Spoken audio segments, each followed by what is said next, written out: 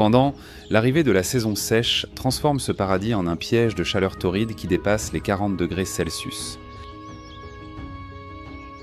À mesure que l'eau se retire, des milliers d'animaux sont forcés de se rassembler dans les quelques rivières et lagunes qui persistent encore.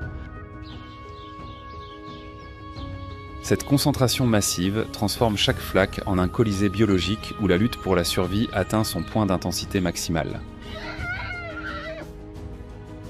La distance entre le chasseur et la proie étant réduite à quelques mètres, le jaguar et le caïman exécutent donc des attaques plus fréquentes et impitoyables.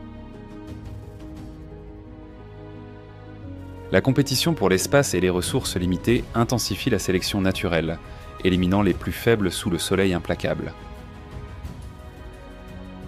Ce cycle de crue et de sécheresse est le moteur biologique qui renouvelle la fertilité de la Terre et garantit la persistance de l'équilibre sauvage. Le Pantanal demeure le grand théâtre de l'évolution, où l'eau dicte les règles d'un jeu éternel entre la vie et la mort. À la fin de la journée, le battement de cœur de la zone humide garantit que la majesté de la nature indomptée prévaut sur les rigueurs du temps et du climat. La rosée matinale demeure encore sur la canopée des forêts anciennes de la cordillère de Truong Son, s'étendant à travers Cat Tien, Bidup, Nui Ba et les forêts primaires du centre et des hauts plateaux du centre.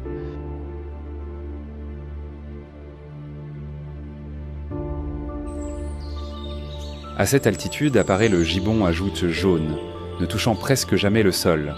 Toute sa vie se déroule dans la canopée des arbres, où la sécurité réside dans la hauteur et la continuité de la forêt.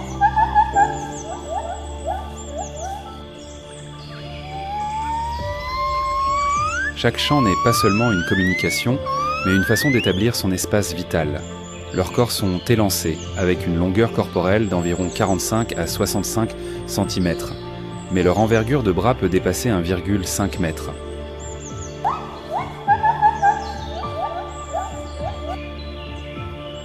Ils n'ont pas de queue.